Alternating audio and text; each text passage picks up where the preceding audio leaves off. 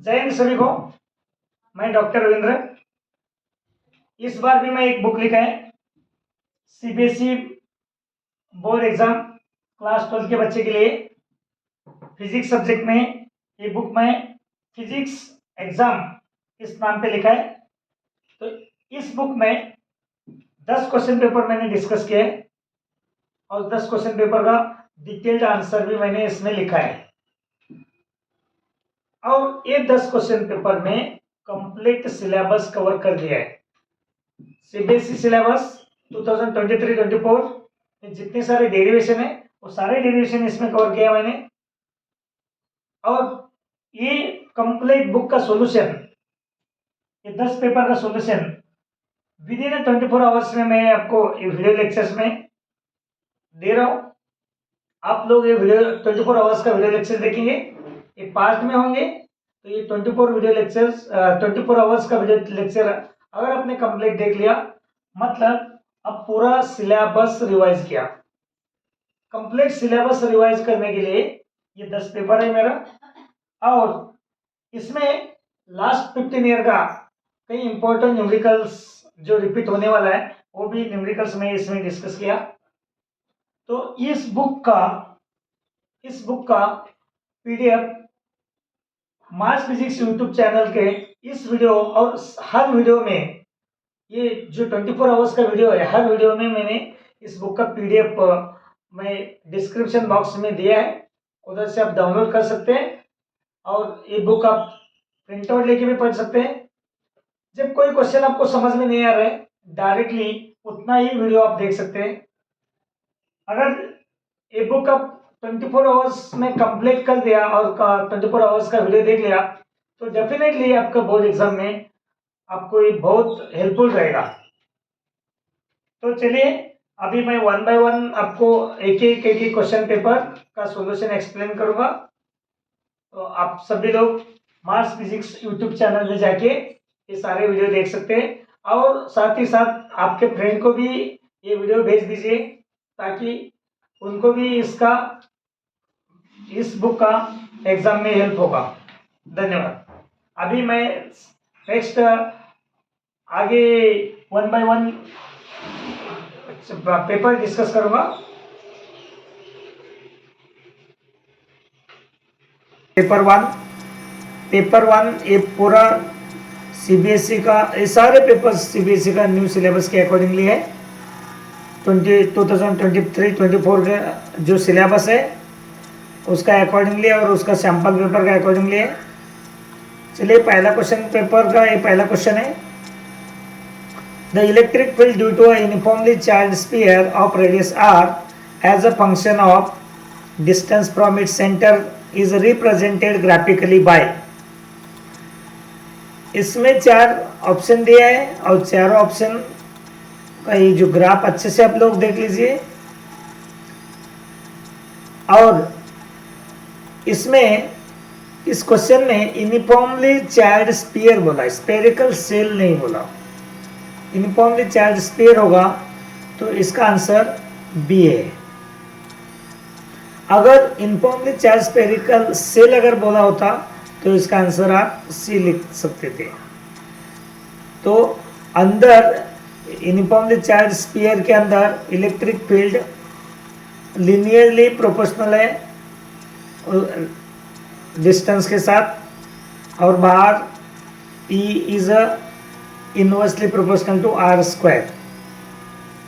Question number 2, what is the average grip speed of conduction electrons in a copper wire of cross sectional area 1 into 10 to the power minus 7 meters square carrying a current of 1.5 ampere? Assume the density of the conduction electron to be 9 into 10 to the power 24 meter per meter cube. So first of all, we see what are the given in the numericals and which formula is suitable for to solve this numerical. Here area of cross section is given, current is given and number density is given. So you remember the formula for current and drift velocity. So that is I equal to NEAVD. We have to find VD. So VD is equal to I upon NEA. All the terms are given here. Put the values of given in the question. So the final answer is approximately 1 mm per second. The answer is here. First A, 1 mm per second. Question number 3. In the depletion region of a diode, there are no mobile charges. Yes, it is correct. Equal number of holes and electrons exist, making the region neutral. This is also correct. Immobile charged ions exist. ये भी correct है. So all the above. The answer is all the above. मैं इस paper में जो भी questions है ये करते करते इसके साथ इसका रिलेटेड कहीं जो टर्म्स है वो टर्म्स में मैं इधर डिस्कस कर रहा हूं. अभी क्वेश्चन नंबर 4 ये भी न्यूमेरिकल है और 220 volt AC supply is connected between points A and B as shown in figure. What will be the potential difference V across the capacitor? So ये क्वेश्चन आप रिलेट कर सकते हैं AC चैप्टर एंड सेमीकंडक्टर. तो जब capacitor से across capacitor जब voltage हमें निकालना है तो मैक्सिमम वोल्टेज होता है.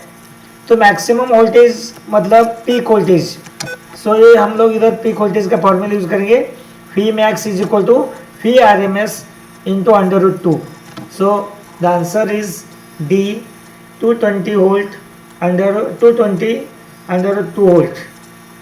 Question number 5. The conductivity of semiconductor increases with increase in temperature because number density of current carries increases, relaxation time decreases, but effect of decrease in relaxation time is much less than increase in number density. This is a correct answer. तो जब theoretical question होता है उस time में सिर्फ answer ही read करता हूँ, सारे ऑप्शन रीड नहीं करूँगा, तो उसमें टाइम वेस्ट नहीं करना है क्योंकि जो करेक्ट आंसर है वो theoretical क्वेश्चन वही होता है और उसमें जो भी ऑप्शन जो भी दिया जाएगा तो उसको देखना ही नहीं है. Next question, question number 6. An astronomical refracting telescope will have large angular magnification and high angular resolution when it has an objective lens of. Objective lens क्या होना चाहिए? तब हमें larger angular magnification मिलेगा और high angular resolution मिलेगा. तो इसका आंसर है larger focal length and larger diameter. Objective lens कैसा होना चाहिए? larger focal length and larger diameter. तो ये ऐसा हम लोग बनाएंगे. ये टेलीस्कोप होता है तो ये टेलीस्कोप इधर ये जो ऑब्जेक्टिव है ये ऑब्जेक्टिव रहेगा इधर सामने में.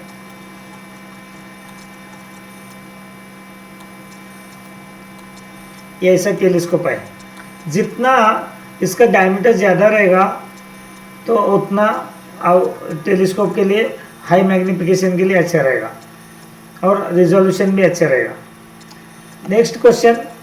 The EMF induced in the secondary coil due to unit rate of change of current in the primary coil is.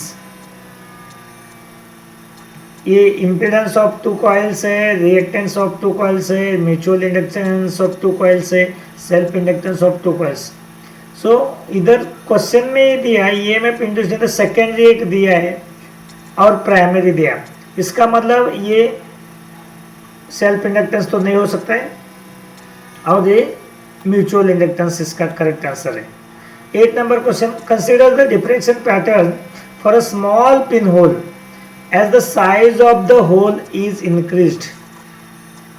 Consider a diffraction pattern for a small pinhole. Small pinhole का diffraction pattern देगा. Then as the size of the hole is increased.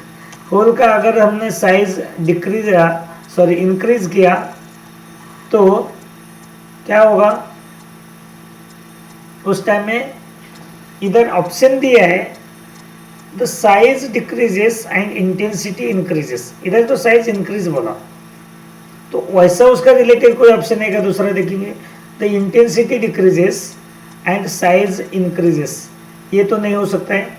The size decreases and intensity decreases, दोनों decrease नहीं होगा।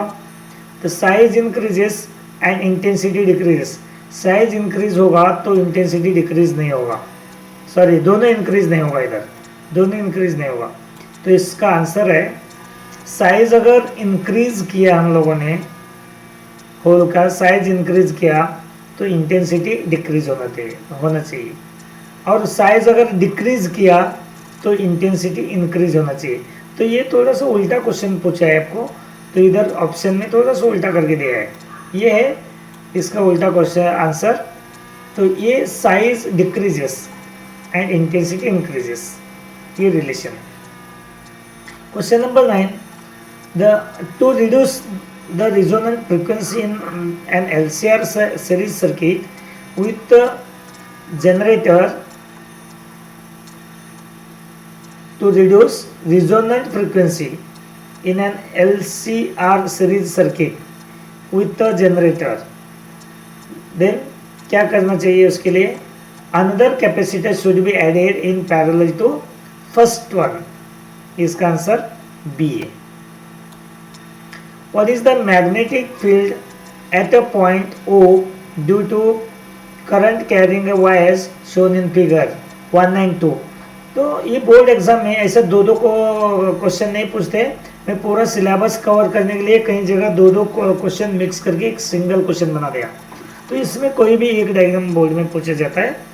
तो इसमें at the centre of circular coil, तो centre of circular coil magnetic field कितना होगा, तो सेंटर ऑफ सर्कुलर कॉइल, ये दोनों सेपरेट कॉइल है और इधर एक सिंगल कॉइल है और दो सेगमेंट है वायर का, A B and C D. तो ये दोनों का आंसर 0 0 है, क्योंकि 0 इसलिए because the upper and lower part current carrying a conductor are identical and so the magnetic fields caused by them at the centre will be equal. But ऊपर का current उस साइड है और नीचे करंट दोनों अपोजिट डायरेक्शन में current होने की वजह से दोनों मैग्नेटिक फील्ड इक्वल तो होगा, फिर अपोजिट डायरेक्शन तो कैंसिल हो जाएगा। इस केस में भी वही है। और ये जो A B and C D, ये जो सेगमेंट है, ये segment electric magnetic field contribute नहीं करेगा, बिकॉज उसका बीच वाला जो एंगल है एल एंड डी बी, तो वो एंगल 0 डिग्री है और 180 है, and that due to the semi circular are equal and opposite, hence net field at O is 0। दोनों केस में ऐसा अगर एग्जाम में डायग्राम दिखता है तुरंत आप लोग उसका आंसर 0 लिख दो, उसके बारे में कुछ सोचना नहीं है। एमसीक्यू में अगर क्वेश्चन आया तो, एमसीक्यू में कहीं भी आपको एक्सप्लेनेशन लिखना नहीं है, डायरेक्ट आपको आंसर ही लिखना है। इधर आपको समझने के लिए मैंने एक्सप्लेनेशन दिया है हर क्वेश्चन का। Now question number 11, a 0.5 meter long solenoid of 10 tons per centimeter, 10 tons per centimeter NDI has an area of cross section ADI 1 centimeter square.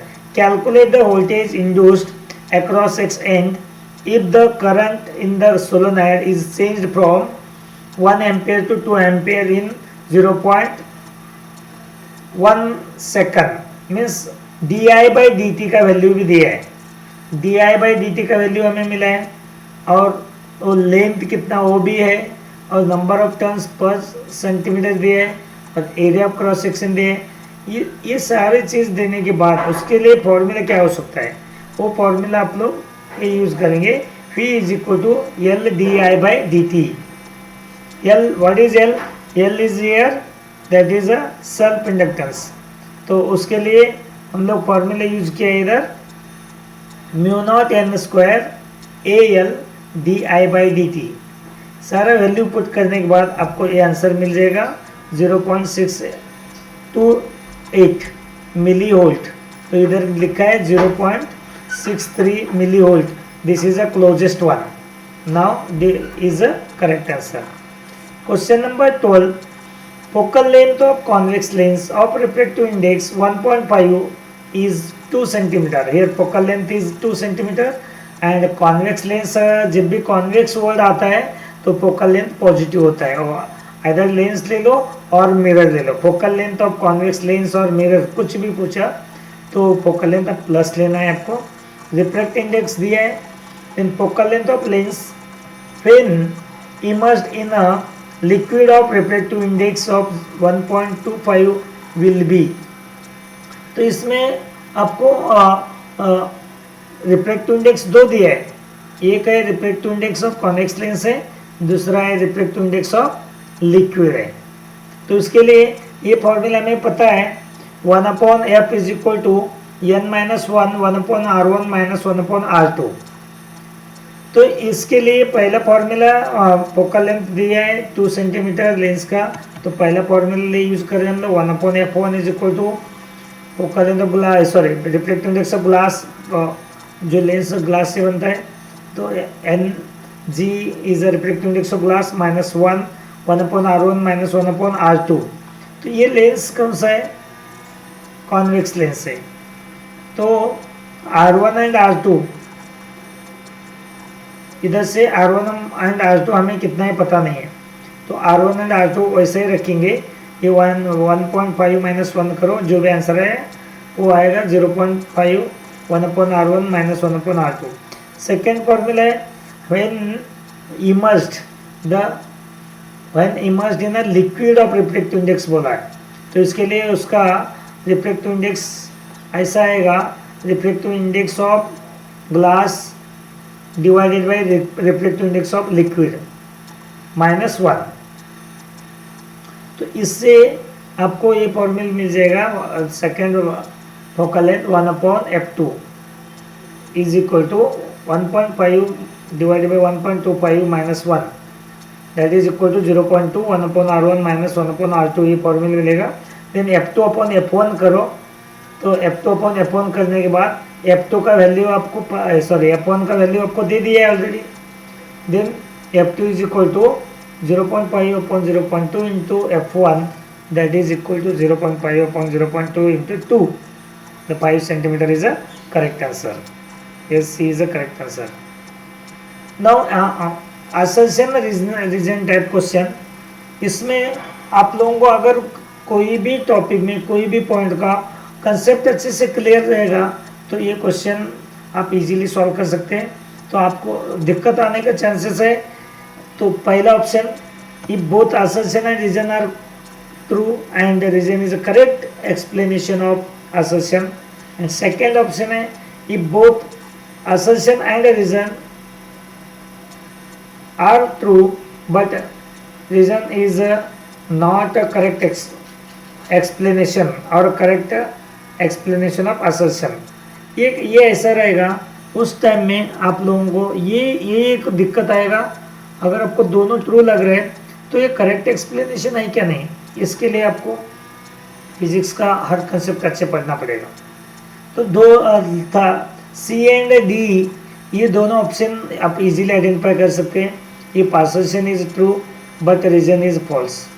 Fourth में if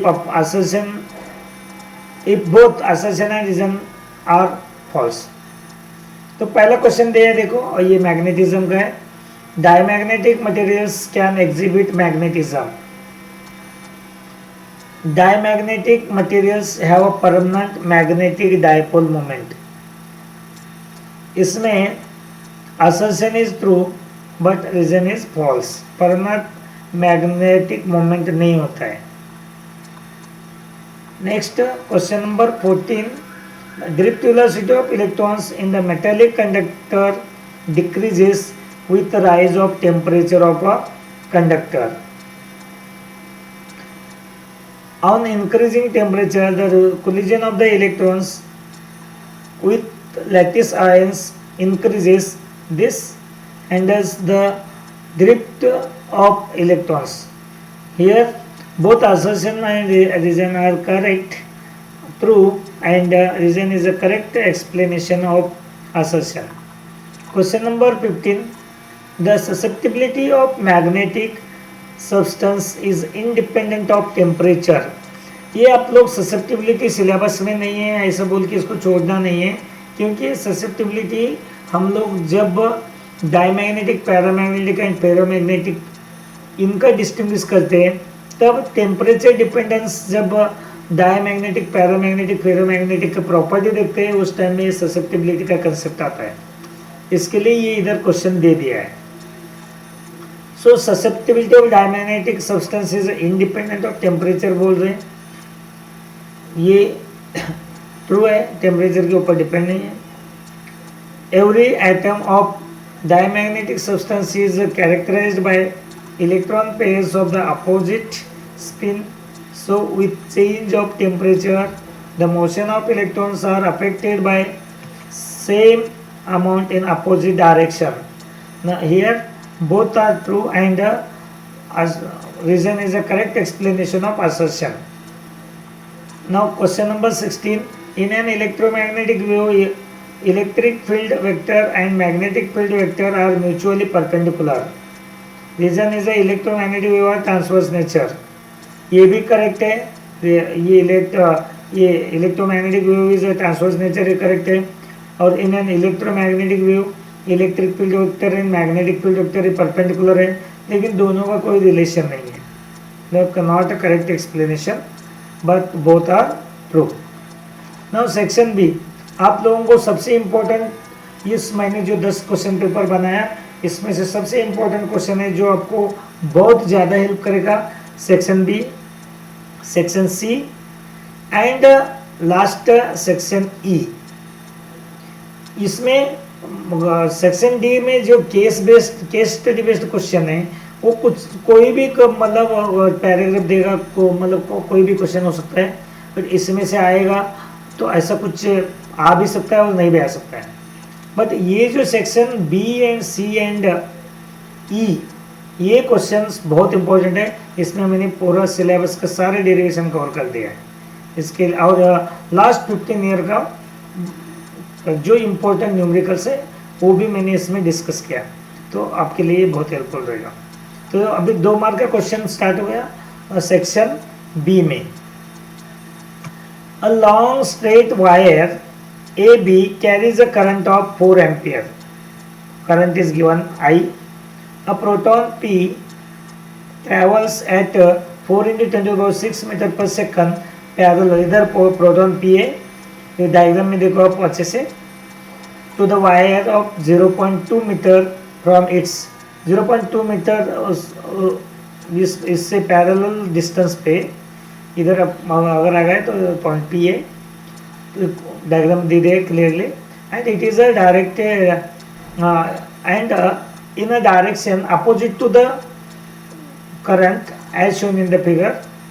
Calculate the force which the magnetic field due to the current carrying a wire exert on the proton.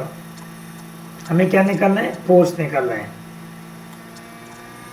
Okay, also specify its direction, उसका direction, force का direction में देखा क्या ये proton को इधर खींच रहे हैं अपने तरफ, क्या ये प्रोटॉन को अपोज कर रहे हैं, मतलब अपोजिट फोर्स लगा रहे हैं, दोनों निकालना।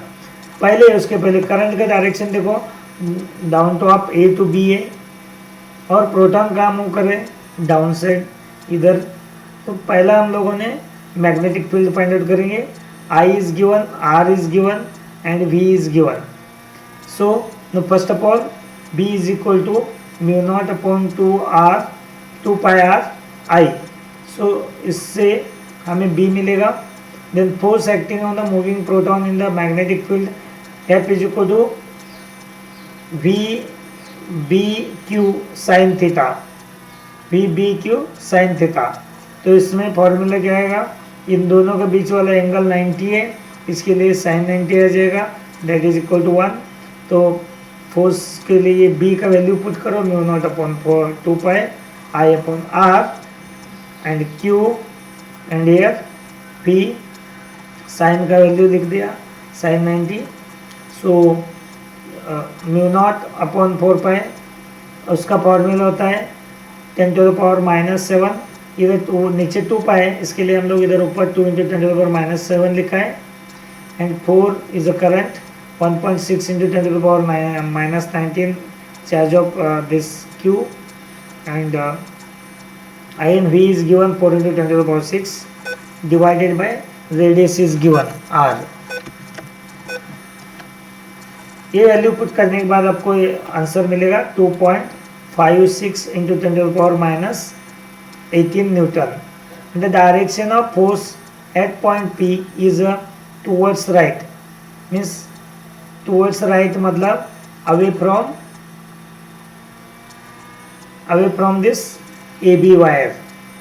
ओके, इसके लिए आप लोग फ्लेमिंग्स रूल यूज कर सकते हैं। फ्लेमिंग रूल से आपको इसका डायरेक्शन पता चल जाएगा। Question number 18, identify the electromagnetic wave whose wavelength lies in the range। पहला दिया है 10 to the power -11 metre and 10 to the power between 10 to the power -8 metre. So ये इलेक्ट्रोमैग्नेटिक वेवलेंथ इलेक्ट्रोमैग्नेटिक वेव का wavelength and frequency, ये question कहीं ऐसा turn करके भी पूछ सकते हैं। इंस्टेड ऑफ वेवलेंथ उधर आपको फ्रीक्वेंसी रेंज दिया जाएगा। तो इसके लिए आप लोग जो 7 पार्ट्स है इलेक्ट्रोमैग्नेटिक वेव का, 7 पार्ट्स का फ्रीक्वेंसी रेंज और वेवलेंथ रेंज अच्छे से याद करेंगे। तो अगर जब ये दोनों इनका आंसर मिल गया तो उसके बाद और एक नेक्स्ट क्वेश्चन होता है, उसका एक एप्लीकेशन लिखो। Right one application, one uses question पूछेंगे, और कभी कभी उसका प्रॉपर्टी पूछ सकते हैं। और इसके ऊपर और एक उल्टा क्वेश्चन ऐसा पूछ सकते हैं कि आपको इलेक्ट्रोमैग्नेटिक वेव का पार्ट देंगे, उनका यूजेस बता दो, अदरवाइज यूजेस देंगे और बताना ये कौन सा इलेक्ट्रोमैग्नेटिक वेव का पार्ट है। ऐसे सारे टाइप के क्वेश्चन मैंने ये 10 क्वेश्चन पेपर में डिस्कस कर चुका हूँ। बट आपको सबसे इंपॉर्टेंट काम है क्या करना है, थ्योरी पढ़ते टाइम फर्स्ट ऑफ ऑल आप लोग wavelength range and frequency range याद करना है हर पार्ट का, जैसे गैमा रे, एक्स रे, यूवी, फिर infrared, visible, microwave and radio wave. इनका एक सीक्वेंस याद करो पहले, उस सीक्वेंस से आप रेंज याद कर सकते हैं। तो इधर इसका आंसर है ये -11 -14 से स्टार्ट होता है, याद करो। तो -14 से गैमा हुआ, पहला गैमा, फिर एक्सरे, फिर यूवी। तो मैं आपको एक सेंटेंस बोल देता हूँ, वो थोड़ा सा याद करो सीक्वेंस के लिए। वो सेंटेंस में 2 बार बोलता हूँ, ध्यान से सुनो। Before going to X-ray unit, very important message read. एक एक्सरे यूनिट है, उधर जाने के पहले एक मैसेज लिखा है, वो उसको रीड करना बहुत इंपॉर्टेंट है, क्योंकि वो एक्सरे यूनिट डेंजर होता है। तो मैंने बोला अच्छे से ध्यान दे दो। बिफोर गोइंग का G is gamma, X-ray unit मतलब before going to X-ray unit, U मतलब ultraviolet. Before going to X-ray unit, very important, V means visible, important I means infrared, very important message read. ये grammatically sentence correct नहीं है, लेकिन sequence के लिए भी नहीं होना है। मैसेज रीड, पहला मैसेज है, बाद में रीड करना है। मैसेज जो दिख रहे फिर उसको रीड करना है। तो very important message read. Message का एम मतलब माइक्रोवेव और रीड का आर मतलब रेडियो वेव। तो इसमें जी पहला है गैमा रे। गैमा रे का फ्रीक्वेंसी हाई होता है और वेवलेंथ लो होता है। फ्रीक्वेंसी कितने, 10 to the power -22 गैमा रे का, उधर से स्टार्ट होता है, फिर कम होते जाएगा नीचे। और उसका वेवलेंथ रेंज -14 से स्टार्ट होता है और नीचे जाएगा तो वेवलेंथ बढ़ते जाएगा, -10 to the power -14 मीटर। ये रेंज तो आप लोग याद थोड़ा सा याद करो, वो मतलब उसमें कोई भी क्वेश्चन पूछ सकते हैं। ये जो है ये सेकेंड पार्ट में -11 to -8 ये एक्सरे का है। एक्सरे और उसका यूज़ क्या लिखा है, एक्सरे हम लोग सिक्योरिटी पर्पज़ में यूज़ करते हैं एयरपोर्ट में वगैरह, और सबसे इम्पोर्टेंट फ्रैक्चर वगैरह डिटेक्ट करने के लिए तो मेडिकल डिपार्टमेंट में भी इसका यूज़ किया जाता है, हॉस्पिटल में वगैरह एक्सरे निकालते हैं ना, बोन का एक्सरे वगैरह। एंड ये X-ray treatment for certain form of cancer के लिए भी यूज़ किया जाता है। सेकेंड है 10⁻⁴ to 10⁻11, तो ये है माइक्रोवेव्स। माइक्रो हम देखो इधर लास्ट में आ गया, इसमें और एक लास्ट है वो पॉजिटिव में आ जाएगा, 10⁻2 एंड 3 मीटर तक आ जाएगा वो रेडियो वेव का, इसके आगे वाला part radio wave. And this microwave used in radar system for aircraft navigation. ये तो घर में आप माइक्रो ओवन में भी यूज़ कर सकते हैं, ये भी आप इसका यूज़ लिख सकते हैं। Question number 19, a ray of light passing from air through an equilateral glass prism. Equilateral glass prism बोलो तो angle of prism is 60 degree, undergoes minimum deviation when the angle of incident is 3/4 of the angle of prism, 3/4 of the 60 degree. Calculate the speed of light in the prism. तो उसके लिए पहला हम लोग angle of incident and angle of reflection निकाल देंगे। तो n is equal to sine I upon sine R मिलेगा, and we know that n equal to also, उससे हम लोगों को रिफ्लेक्टिव इंडेक्स अगर मिल गया तो हम लोग reflective index is equal to velocity of light in one medium to velocity of light in another medium, ये फॉर्मूला यूज करेंगे। सो आई क्या है इधर 3/4 of angle of prism A, तो आपको मिल जाएगा I is equal to 45। At the minimum deviation R क्या होता है, मिनिमम डेविएशन है R is equal to a/2 होता है, that is equal to 30। So n equal to sine I by sine R का वैल्यू पुट किया तो आपको अंडर√2 आंसर मिलेगा n का reflective index. So now velocity of light in air medium is c and velocity of light in the glass prism is v, then refractive index is equal to c by v होता है, then v is equal to c by n। इसका answer है 2.1 into 10⁻8 metre पर second. Question number 20, इधर A and B part में दिया, the charging current for a capacitor is 0.25 ampere, what is the displacement current across its plate. ये displacement current plate का ये question आपको कहाँ से है ये क्वेश्चन, ये क्वेश्चन है electromagnetic wave. In which situation is there a displacement current but no conduction current, ये वाला क्वेश्चन है। ओके, डिस्प्लेसमेंट करंट होता है लेकिन कंडक्शन करंट नहीं होता है। वो तो सिंपल है, कैपेसिटर अगर लगा दिया और आप मोबाइल चार्जिंग भी कर रहे तो बैटरी में क्या होता है, मोबाइल चार्जिंग कर रहे तो चार्जेस ऐड हो रहे हैं, वैसे कैपेसिटर में क्या हो रहा है, चार्जेस ऐड हो रहे हैं। तो चार्जेस ऐड हो रहे तो उधर कंडक्शन करंट नहीं होगा। और पहला क्वेश्चन का आंसर क्या होगा, the displacement current is equal to the charging current.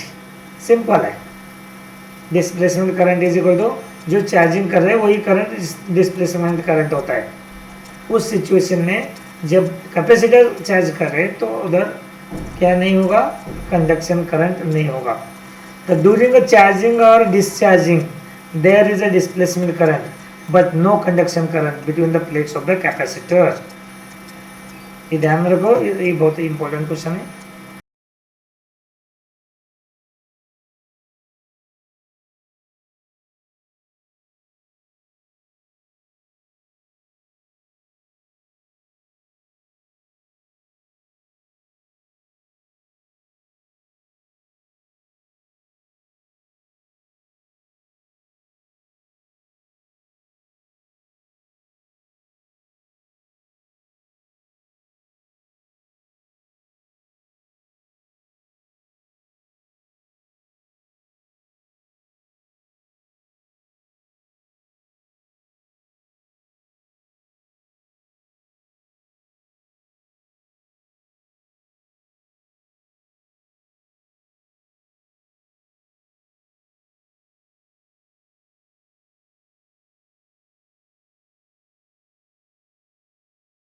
Is the de Broglie wavelength of a nitrogen molecule in air at 300 Kelvin assume that the molecule is moving with the root mean square speed of molecules at this temperature. Atomic mass of nitrogen is given, that is 14.0076 atomic mass in it.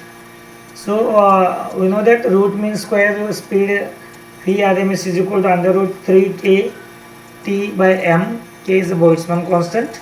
So mass of nitrogen is given here, that is a 2 into 14.0076, that is equal to 28.0152 atomic mass in it. So that is in kg. This value is multiplied by 1.66 into 10 to the power minus 27. So the de Broglie wavelength lambda is equal to h upon m into Vrms. M is given and Vrms is given. H is a Planck's constant. Put the values, then de Broglie wavelength is equal to 0.276 angstrom in it. इसके लिए एक और question है 21 को. तो electrons are emitted from a photosensitive surface when it is illuminated by green light, but electron emission does not take place by yellow light. Will the electron be emitted when the surface is illuminated by red light and blue light? ये question पूछा है. तो इसके लिए आप लोग पहला frequency और वेवलेंथ का रिलेशन लगा दो. तो according to frequency and wavelength of 7 colors of light, white light, उसका accordingly तो R का इधर रेड कलर का वेवलेंथ सबसे ज़्यादा होता है, तो फ्रीक्वेंसी कम है. तो हम लोग R से V तक जाएंगे, रेड कलर से लेकर V तक, ये वायलेट कलर इधर जाएंगे हम लोग. तो इसमें एक minute,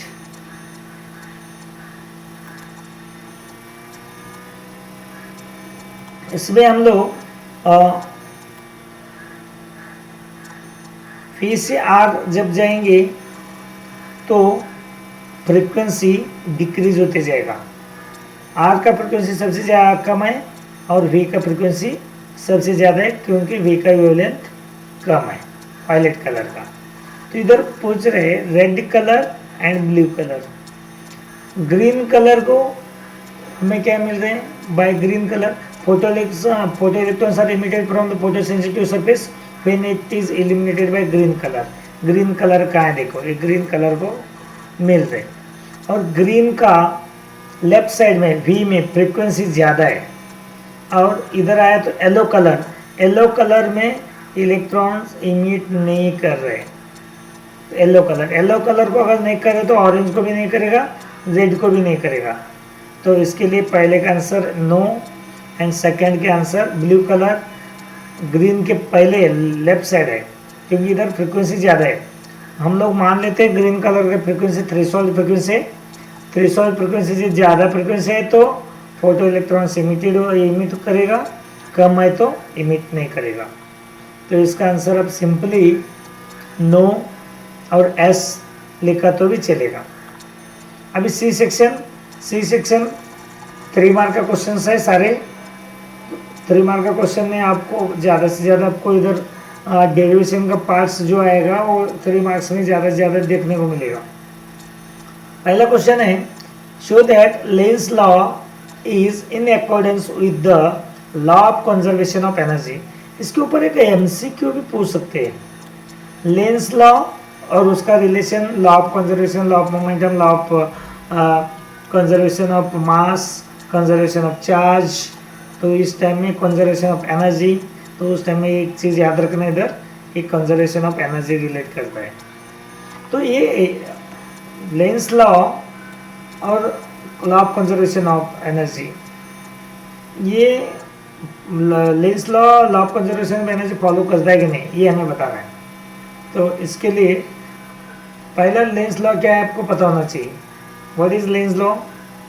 Lenz's law is whenever the magnet is moved towards or away from a closed coil, a induced current always opposes the motion of the magnet.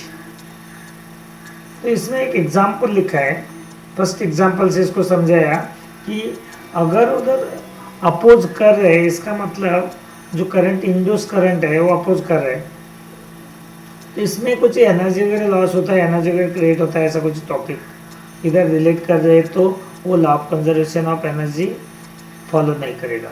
ठीक है, एक एग्जाम्पल से देखते हैं हम लोग। तो law of conservation of energy कैसा फॉलो करता है, Lenz law. When the north pole of the coil is north पोल,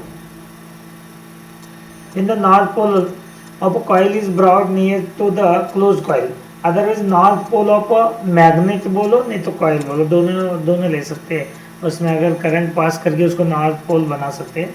और इधर मैं मैग्नेट का एग्जांपल दिया, तो north pole of a magnet, इधर हम लोग मैग्नेट लिख देते हैं कॉइल की जगह, कॉइल के लिए तो हो सकता है, कोई प्रॉब्लम नहीं। तो नॉर्थ पोल जब इधर मूव करेगा मैग्नेट की तरह, the direction of current induced in the coil is such as to oppose the approach of north pole, क्योंकि इसके सामने वाला फेस में नॉर्थ पोल बन जाएगा। For this, the nearer face of the coil behave as a north pole. The work has to be done in moving the magnet closer to coil against this opposing force. तो हमें लेके ही आना है उसके पास, उस time में ये जो कॉइल में नॉर्थ पोल बन गया, तो करंट इंड्यूस्ड होने की वजह से ये इसको अपोज करेगा। फिर भी हम लोग नज़दीक आने की कोशिश कर रहे, मतलब हम कुछ वर्क कर रहे हैं, and this work is converted into here electric current. तो सिमिलरली सेकेंड एग्जांपल में नॉर्थ पोल दूर जा रहे, similarly when north pole of the magnet is moved away from the coil, coil से दूर जा रहे, then the direction of the current in the coil will be such as to attract the magnet. तो इस time में इधर south pole बनेगा, तो north pole and south pole attract करेगा, फिर भी हम लोग उसका अट्रैक्शन तोड़ के बाहर जा रहे हैं, मतलब कुछ वर्क डन कर रहे हैं against the attraction between this north pole and south pole. For this the near face of the coil behave as a south pole. Work has to be done in moving the magnet away from the coil against this force of attraction. Thus, in each case, whenever there is a relative motion between a coil and the magnet, a force begins to act which opposes the relative motion. Therefore, to maintain the relative motion, a mechanical work must be done. This work appears in the form of electric energy of a coil. Thus, Lenz's law is based on the principle of conservation of energy. Question number 23. Plot suitable graph to show variation of photoelectric current with the collector plate potential for the incident radiation of the same intensity but different frequencies. एक ही intensity से different frequency का एक graph हमें बनाना है।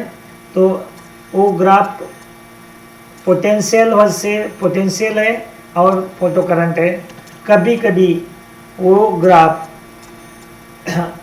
आपको potential की जगह kinetic energy भी देते हैं, तब आप लोग को ध्यान रखना है कैरेक्टरिस्टिक्स, जो study of photo electric effect, उसका जो कैरेक्टरिस्टिक्स कर्व बनाते हैं हम लोग, study of photo electric effect का सारे जो पॉइंट्स है फ्रीक्वेंसी के ऊपर डिपेंड करता है कि नहीं है, पोटेंशियल प्लेट पोटेंशियल और relation between photo current and intensity of incident radiation, and अलग अलग प्लेट लेके फोटो करंट डिफरेंट प्लेट के लिए डिफरेंट होता है, और इंटेंसिटी फ्रीक्वेंसी इन दोनों का रिलेशन प्लेट पोटेंशियल के लिए जो रिलेशन होगा ये सारे चीज़ हम लोग एक study of photo electric effect ये इस पॉइंट में हम देखते हैं। तो उसी का एक पार्ट है। और दूसरा पार्ट में क्या दिए, सेम फ्रीक्वेंसी सेम रखा है बट डिफरेंट इंटेंसिटीज रखा है, इंटेंसिटी डिफरेंट है। तब ये ग्राफ कैसे होगा, जस्ट आपको ग्राफ प्लॉट करना है, प्लॉट है ग्राफ। तो ये ग्राफ है पहले वाला, इंटेंसिटी सेम है, ये ले लेंगे, ये मैक्सिमम सैचुरेशन करंट होगा तो इतना। तो ये इंटेंसिटी सेम है और इधर अलग अलग फ्रीक्वेंसी है, ν1 ν2 ν3, उनका स्टॉपिंग पोटेंशियल है V1 V2 V3। ये माइनस है सारे, ये सारे इस साइड में ये माइनस V1 V2 V3। ये ग्राफ को बनाना है आपको। सेकेंड वाला में क्या है, I1 less than I2 less than I3, उसके लिए ये ग्राफ होगा। इसमें क्या किया, तीन अलग अलग इंटेंसिटी लिया और फ्रीक्वेंसी सेम होगा, मतलब ये पोटेंशियल इधर जो दिया है इसको बोलते हैं हम लोग stopping potential. The stopping potential is independent of intensity of incident radiation. ये इंटेंसिटी कुछ भी होने दो, उनका स्टॉपिंग पोटेंशियल सेम होता है। उसका बी पार्ट है, show on the graph the variation of de Broglie wavelength associated with the electron with the square root of accelerating potential lambda and under root v accelerating potential। इनका हमें graph बनाना है। ये graph ऐसा बनेगा, lambda और ये under root v। इनका relation क्या है, लैम्डा और अंडर रूट v का क्या है, लैम्डा इज इक्वल टू क्या है, h अपॉन, ये हम आपका कॉमन फॉर्मूला है, h upon under root 2m नहीं तो 2, ये फॉर्मूला है 2me। e मतलब क्या होगा आपका, e मतलब kinetic energy, that is equal to क्या मिलेगा, small E into V naught. Small E into V naught मतलब आप लोग ये बोल सकते हैं, इधर एच कांस्टेंट है, एम कांस्टेंट है, स्मॉल ई चार्ज होगा वो भी कांस्टेंट है। तो आपको इधर ये ग्राफ ये ऐसा बनेगा, under root 2m small E charge of electron and A V naught. तो ये lambda is inversely proportional to under root V है, इसके लिए ये ग्राफ ऐसा बन जाएगा। नेक्स्ट क्वेश्चन है 24 का, state the postulate of Bohr's theory of hydrogen atom. Bohr's का 3 पोस्टुलेट है, मैं बहुत अच्छे से इधर एक्सप्लेन किया और बहुत शॉर्ट में, और जो बोर्ड एग्जाम के लिए चाहिए उतना ही लिखा है, तो आप लोग ये याद करेंगे। 3 लॉ पोस्टुलेट्स है, one is the stationery orbit, second one is quantum condition and third one is a transitions. पहला एक स्टेशनरी ऑर्बिट के, an electron in an atom could revolve in a certain stable orbit without emission of radiation, and radiant energy is called as a stationary orbits. The necessary centripetal force is provided by electrostatic force between electrons and nucleus.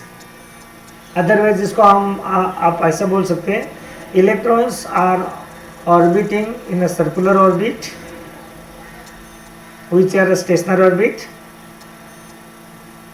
then the necessary centripetal force is provided by electrostatic force between electrons and a positive nucleus।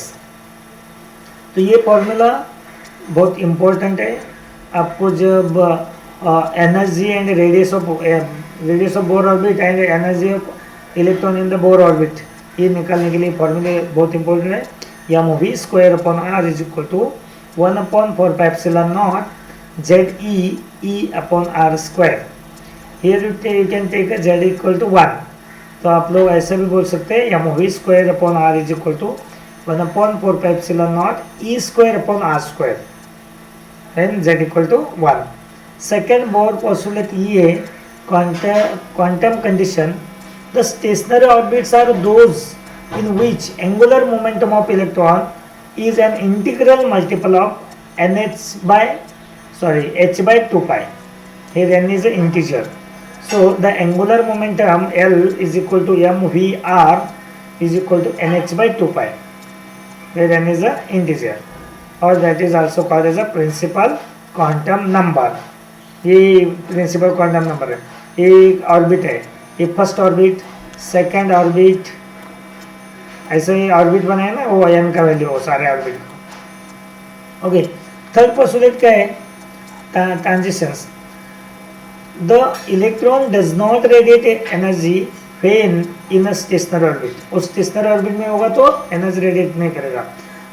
The quantum of energy और photon is emitted or absorbed when an electron jumps from one stationary orbit to another orbit.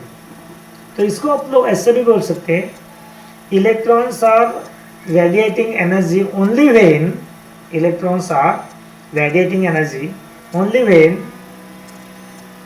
electron jump from one orbit to other orbit.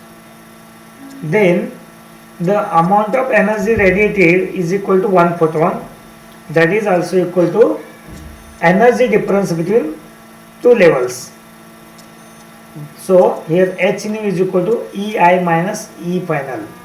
e final minus e initial लिखना चाहिए, but ये energy minus में होता है. अब वो आगे देख लेंगे हम लोग, कोई क्वेश्चन में आ जाएगा वो. तो h nu is equal to e initial minus e final. इसमें ये इम्पोर्टेंट है आपको, एक इक्वेशन और एक इक्वेशन, ये दो इक्वेशन अगर आपको पता हो गया तो आप इजीली दो डेरिवेशन अच्छे से कर सकते हैं. एक energy in the Bohr orbit, energy of electron in the Bohr orbit and radius of Bohr orbit. ये दो क्वेश्चन आगे मैंने डिस्कस किया, कोई ना कोई क्वेश्चन पेपर में 10 में से, तो आपको उधर उसका डेरिवेशन देखने को मिलेगा. इसका और में एक क्वेश्चन है, when H alpha line in the emission spectrum of hydrogen atom obtained, calculate the frequency of photon emitted during this transition. तो ये H alpha, H beta, H gamma और H infinity ये बाल्मर सीरीज में, so that the line which the longest wavelength of the Balmer series is called as a H alpha. Balmer series का ये longest wavelength वाला जो series है उसमें उसको हम लोग बोलते हैं एच अल्फा. देन उसका फ्रीक्वेंसी निकालना है, तो क्वेश्चन तो इधर कुछ है, फ्रीक्वेंसी कैलकुलेट द फ्रीक्वेंसी. हमारे पास तो वेवलेंथ का फॉर्मूला है ना, that is 1/λ is equal to r 1/2 square. Balmer में पहले initial ni 2 square minus N F square, ये एन एफ एन स्क्वायर मतलब. तो इसमें wavelength lambda is wavelength and ये जेडवेर कांस्टेंट दिए. When the electron jump from orbit with n equal to 3 to n equal to 2, n equal to 3 to n equal to 2, तो उस time में ये फॉर्मूला आएगा आपको 1/λ is equal to r 1/2 square minus 1/3 square is equal to r 5/36. ये 3 and 2 क्यों लिखा है इधर? ये 2 तो इनिशियल है उसका और 3 मतलब तो एच अल्फा है. The frequency is equal to 1/λ है. द फ्रीक्वेंसी का फॉर्मूला क्या होता है? Frequency is equal to c/λ, because c equal to nu lambda. तो ये वैल्यू पुट करने के बाद आपको आंसर मिलेगा 4.57 into 10 to the power 14 hertz. Question number 25. State Gauss theorem. Gauss theorem का स्टेटमेंट देना है आपको. Apply this theorem to obtain the expression for electric field at a point due to infinitely long, thin, uniformly charged straight wire of linear charge density lambda coulomb per metre. तो याद रखना 3 application है Gauss's law आपके syllabus में. 3 application में से एक है ये लॉन्ग वायर है, दूसरा इनफाइनाइट चार्ज शीट है, थर्ड स्पेरिकल सेल है। तो अभी मैंने इस पेपर में ये गॉसिस लॉ का लॉन्ग वायर का डेरिवेशन डिस्कस किया है। दूसरे कोई पेपर में आपको दूसरा डेरिवेशन मिलेगा शीट का, और एक क्वेश्चन पेपर में उस स्पेरिकल सेल का मिलेगा। मतलब तीनों मैंने कहीं ना कहीं आपको दे दिया। ये तीनों का अभी मैं अच्छे से एक्सप्लेन कर रहा हूँ, ध्यान दे देना। उसमें से पहला है और दूसरा दो आपको कहीं ना कहीं मिलेगा। इसमें कहीं मैं ट्रिक्स बताता हूँ, ये कैसे याद रखना कि ये दो वायर और शीट का नियर अबाउट सेम है, सिर्फ थोड़ा सा डिफरेंस ये है, एक में कर्व सरफेस का कंसिडर कर रहे और दूसरा में and points and caps consider कर रहे हैं। इसमें हम लोग कर्व पार्ट कंसिडर करेंगे। इसमें कैसा देखें तो पहला में गॉसिस लॉ स्टेटमेंट का स्टेटमेंट देना है। What is the statement of Gauss's law? It states that the total electric flux through a close surface is equal to 1 upon epsilon naught times the net charge enclosed by the surface. Total electric flux phi is equal to, or that is E bar dot ds bar is equal to 1 upon epsilon naught times of total charge enclosed by it. नहीं तो आप लोग इसको ये भी लिख सकते हैं is equal to 1 upon epsilon naught, नहीं तो q upon epsilon naught लिख सकते हैं। What is q here? q is the sum of q, मतलब टोटल चार्जेस। इसकी जगह आप लोग डायरेक्ट सिर्फ क्यू लेके बोल सकते हैं Q is a total charge enclose by that surface. तो इसके लिए ये डेफिनेट स्टेटमेंट याद करो। स्टेटमेंट में से वेरी सिंपल स्टेटमेंट है। इसके लिए फॉर्मूला से भी आप स्टेटमेंट याद कर सकते हैं। फाई इज इक्वल टू क्या लिख रहे हैं? Phi is equal to Q upon epsilon naught, Q upon epsilon naught E, मतलब total flux through a close surface. Gauss's law के लिए क्लोज सरफेस बहुत इंपॉर्टेंट है। क्लोज सरफेस वर्ड इधर आना ही चाहिए। क्लोज सरफेस नहीं लिखा तो ये इसका स्टेटमेंट मीनिंग है। गॉसिस ने क्लोज सरफेस यूज करके ही ये पूरा डेरिवेशन दे दिया है। So total electric flux through any close surface is equal to 1 upon epsilon naught times of net charge, मतलब total charge enclose by that surface. अभी इसका डेरिवेशन करेंगे। डेरिवेशन में क्या है? पहला डायग्राम बना दो, डायग्राम का मार्क आपको मिल जाएगा। डायग्राम में ध्यान रखना ये वायर बना दो अच्छे से, और एक इमेजनरी सिलेंडर, ये जो डॉटेड दिख रहा है पर ये इमेजनरी सिलेंडर है। तो इसके बारे में 3-4 लाइन अच्छे से लिखो, इसको एक्सप्लेन करो ये क्या है। कंसिडर थिन इनफाइनाइटली, और देखो sentence, consider thin infinitely long straight wire having a linear charge density lambda, वो तो क्वेश्चन में दिया था। to find the electric field strength at a distance r, at a distance r, ये इधर distance दे रहे at a distance r, we consider a cylindrical Gaussian surface of radius r, that is imaginary, and a length l coaxial with this charge. It has a curved surface S1, ये curve surface को हम लोग S1 मान लेंगे। ऊपर वाला एक cap है, इस कैप को बोलेंगे S2, नीचे वाला एक कैप है उसको हम लोग बोलेंगे S3।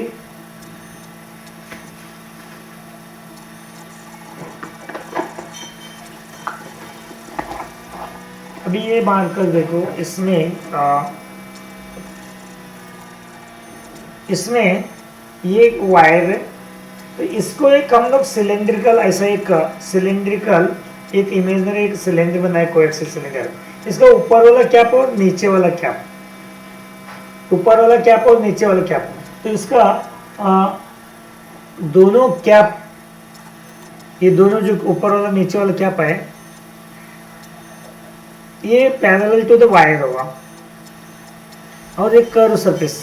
तो आपको पता है एरिया वेक्टर, ये अगर सरफेस मान लिया तो area vector perpendicular to surface होता है, हमेशा याद रखना। एरिया वेक्टर, इसको इधर हम लोग एरिया वेक्टर ds लिखा है, इधर ds2 लिखा है, इधर ds3 लिखा है, आप लोग जस्ट ds लिख सकते हैं, कोई प्रॉब्लम नहीं है। और इधर एक एरिया वेक्टर है ADS एक कर्व सरफेस पे। तो ये चार्ज वायर से जो इलेक्ट्रिक फील्ड निकल रहे हैं उसका डायरेक्शन ऐसा है पूरा सारे तरफ पे। और इसमें अगर हम लोग देख लिया ये सरफेस, इस पे ये मार्कर से इधर इलेक्ट्रिक फील्ड, इधर इलेक्ट्रिक फील्ड, इस साइड इलेक्ट्रिक फील्ड, ये डायरेक्शन ऐसे इलेक्ट्रिक फील्ड का। तो ये इलेक्ट्रिक फील्ड का डायरेक्शन इधर है और इसका एक छोटा सा सरफेस ले लिया, इसका एक छोटा सरफेस ले लिया हम लोगों ने। ये सरफेस भी इसी साइड है, इसका वेक्टर ds बार भी इसी साइड है और इधर इलेक्ट्रिक फील्ड का भी डायरेक्शन इसी साइड है, दोनों एक ही साइड में। तो angle between ds and E is equal to 0 and इधर एंगल बिटवीन ए सरफेस इस साइड है परपेंडिकुलर दिस प्लेट, ये जो है वो कैप है, और इलेक्ट्रिक फील्ड इधर है, दोनों में 90 एंगल है। सेम थिंग डाउनवर्ड, ये जो कैप है नीचे वाला इधर भी वैसे ही परपेंडिकुलर है। तो हमारा फॉर्मूला है according to Gauss law, integration surface integration बोलते हैं इसको, E bar dot D S bar. Dot product मतलब डॉट प्रोडक्ट क्या होता है, दोनों के बीच वाला एंगल अगर डॉट प्रोडक्ट होगा क्या लिखते हैं हम लोग, कॉस थीटा लिखते हैं। तो E D S cos theta लिखते हैं हम लोग, तो E D S cos theta. तो इधर E D S cos theta में तो टोटल इधर एंगल 90 है, ये कॉस 90 0 हो गया, ये 90 है, ये भी 0 हो गया। ये दोनों कैप इलेक्ट्रिक फील्ड कुछ भी कंट्रीब्यूट नहीं करेगा, सिर्फ कर्व सरफेस करेगा, कर्व सरफेस। तो हम पहले हम लोग डी एस का ई डी एस लेते, उसके बाद हम लोग इंटीग्रेशन करते पूरा कर्व सरफेस को। तो ये the small surface area ds1 ऊपर वाला, सॉरी ये ds1 पैरेलल टू ई, ये मिडल वाला, and second ds2 and ds3 perpendicular to E A. तो इन दोनों की वजह से इलेक्ट्रिक फील्ड, इलेक्ट्रिक फ्लक्स 0, सिर्फ ये कर्व सरफेस की वजह से जो मिल रहे हैं वही इलेक्ट्रिक फ्लक्स काउंट होगा। तो हम लोग तीनों को करके, तीनों का इंटीग्रेशन करो, ऐड करो, तीनों इंटीग्रेशन किया, देखो 5 is total 5 flux is equal to integration E bar dot D S bar is equal to first surface के लिए E bar dot D S 1, second के लिए E bar dot D S bar 2, third के लिए E S bar D S E bar D S bar 3। ये तीन में first वाला ही कर्व सरफेस है, उसका एंगल 0 है और ये दो का एंगल 90 है, इनकी वजह से इलेक्ट्रिक फ्लक्स 0 कंट्रीब्यूट होगा, ये 0 हो गया। सो बच गया ये E equal to integration D S 1। तो हो गया टोटल कर्व सरफेस एरिया कितना है, total curve surface area 2 pi are L. So that total electric flux is equal to now E into 2 pi are L. According to Gauss law क्या बोल रहे हैं, flux phi is equal to, आपको इतना सारे लिखने की जरूरत नहीं, डायरेक्ट इक्वेशन लिखो, क्या है, phi is equal to q upon epsilon naught, इतना ही लिखना है। But we know that linear charge density lambda is equal to q upon L होता है, क्यू अपन एल। नाउ इधर तो क्यू है, क्यू इज इक्वल क्या आएगा, इन लैम्डा इंटू एल, तो इधर क्यू की जगह लैम्डा एल लिखा है, नीचे एप्सिलॉन नॉट। तो ए इक्वेशन और ए इक्वेशन 2 एंड 3 कंपेयर करो, इक्वेटिंग इक्वेशन 2 एंड 3 कंपेयर करो, इक्वेटिंग इक्वेशन 2 एंड 3, तब क्या आएगा equation E is equal E into 2 pi are L is equal to lambda L upon epsilon naught. Now L L cancel, then E is equal to 2 pi r epsilon naught, sorry lambda upon 2 pi r epsilon naught. ये आपको derive करना है। इधर सबसे important क्या याद रखना है आपको, तीनों सरफेस को ऐड करना है हमें, कंट्रीब्यूशन कितना कर रहे हैं इलेक्ट्रिक फ्लक्स। फर्स्ट सरफेस ये परपेंडिकुलर है तो ये 90 एंगल बन गया, वो 0 हो गया, ये भी 90 एंगल, ये 0 हो गया, only we consider curve surface. इसका उल्टा जब हम चार्ज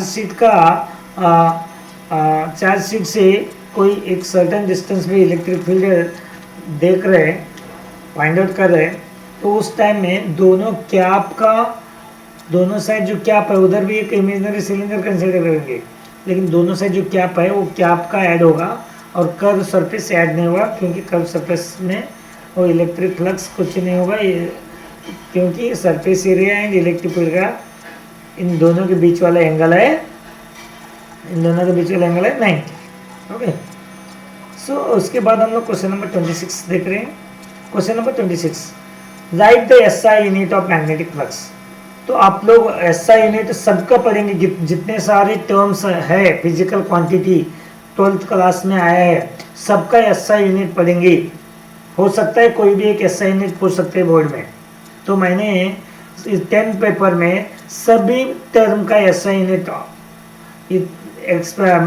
दिया है, तो सबका एसआई यूनिट कोई ना कोई पेपर में मिलेगा। Magnetic flux, electric field, electric potential and magnetic field and और आप ये बोल सकते इंडक्टेंस। तो ये जितने सारे टर्म्स है सबका एसआई यूनिट दिया है, और इस पेपर में से इतना सारे एसआई यूनिट किया तो भी एसआई यूनिट क्वेश्चन है तो आप इजीली कर सकते हैं। पहले SI unit of magnetic flux पूछे हैं, तो आपको डिफिकल्ट जाने वाला कौन सा है SI unit? Magnetic flux, electric flux, permittivity, permeability and electric field, magnetic field, और उसके साथ एक इंडक्टेंस। इनका एसआई यूनिट थोड़ा सा अच्छे से याद करो और इसका डायमेंशन भी याद करो। हो सकता है एमसीक्यू में इसके ऊपर डायमेंशन भी पूछ सकते हैं। और इसका कनेक्टेड नेक्स्ट क्वेश्चन है, magnetised needle of magnetic moment 4.8 into 10⁻², joule पर Tesla is placed at 30 degree with the direction of uniform magnetic field of magnetic field of magnitude 3 into 10⁻² Tesla. Calculate the torque acting on the needle. Torque के लिए question है तो magnetic field और torque का relation क्या है? That is a torque is equal to mb sin theta, mb sin theta. Magnetic dipole moment दिया that is m, और उनका बीच वाला एंगल दिए है थीटा 30 एंड मैग्नेटिक फील्ड दिया है। ये वेरी सिंपल क्वेश्चन है, आप फॉर्मूला में पुट करो आपको आंसर ये मिलेगा। 7 डायरेक्ट क्वेश्चन है, 7.20 10⁻⁴ न्यूटन मीटर। ये यूनिट लिखना भूलना नहीं है, अगर अपनी यूनिट नहीं लिखा तो बोर्ड में चांसेस है आधा मार्क कटने का। यूनिट कंपल्सरी लिखना है। Okay, so now next question number 27। इसका एसआई यूनिट बताया, इसका एसआई यूनिट क्या है? मैग्नेटिक फ्लक्स का वेबर और टेस्ला मीटर स्क्वायर। ये उल्टा क्वेश्चन भी पूछ सकते हैं। मैग्नेटिक फ्लक्स का आप वेबर पढ़ के गया है, बट एग्जाम में एमसीक्यू क्वेश्चन पूछा, 4 ऑप्शन दिया, ये 4 ऑप्शन में से कौन सा ऑप्शन है कि मैग्नेटिक फ्लक्स का एसआई यूनिट? उस टाइम में आपको टेस्ला मीटर स्क्वायर लिखा हुआ दिखा दिया, तो आप लोग सोचेंगे ये तो वेबर था, ये तो पढ़े नहीं कहीं, इसके लिए मैंने दोनों दिया, वेबर और tesla metre square magnetic flux का। मैग्नेटिक फील्ड का क्या है एसआई यूनिट? मैग्नेटिक फील्ड का टेस्ला ना, ओनली टेस्ला। और कभी कभी टेस्ला नहीं देते तो याद रखना ओरेस्टेड भी देते हैं, ओरेस्टेड वो भी याद रखना। उधर ऐसा यूनिट नहीं मिले, जस्ट यूनिट बोलेंगे, ओरेस्टेड भी याद रखना। Now next question number 27, what is the total internal reflection? Very simple question. Under what condition does it occur?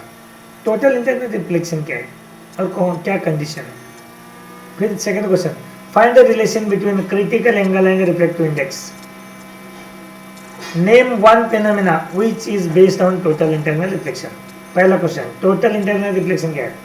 फिर the ray of light travelling from a denser to rare medium, optically denser to rare medium, the angle of incident is greater than the critical angle. The angle of incident is greater than critical angle. Then the total ray of light come back in the same medium. वही denser medium के अंदर ही वापस आ जाएंगे। This phenomenon is a total internal reflection. क्या बोलेंगे? When ray of light traveling from optically denser to rarer medium, the angle of incident at an angle of incident greater than critical angle, it reflects back into the denser medium. This phenomena is called total internal reflection. Condition क्या है? इस definition में condition दिया है, इस definition में condition दिया है, light travelling from denser to rare होना चाहिए. Second condition, angle of incident is greater than critical angle होना चाहिए. बस यही कंडीशन. उस डेफिनेशन याद किया तो आप उसका कंडीशन का भी आंसर दे सकते हैं. तो सेकंड क्वेश्चन क्या है? Relation between critical angle and refractive index. Critical angle भी मैं बता रहा हूँ. क्रिटिकल एंगल क्या होता है? Angle of incident for which angle of reflection is 90. ये डेंसर मीडियम से लाइट जा रहा है, ये लाइट इधर, ये डेंसर मीडियम से इधर से जो रे ऑफ लाइट जाएगा, तो इधर कितना एंगल हम बनाएंगे ताकि रे ऑफ लाइट 90 एंगल से इधर से चला जाएगा. Angle of incident for which angle of reflection is, मैं दूसरा कलर से करके देता हूँ. ये इंसिडेंट रे जा रहा है इधर से, फिर कुछ एंगल बना के फिर वो इधर से जाएगा तो इधर से 90 एंगल से चला जाएगा. तो ये नॉर्मल को 90 एंगल बनाया. तो ये जो एंगल बनेगा इधर, ये IC लिख देता हूँ मैं इधर, क्रिटिकल एंगल.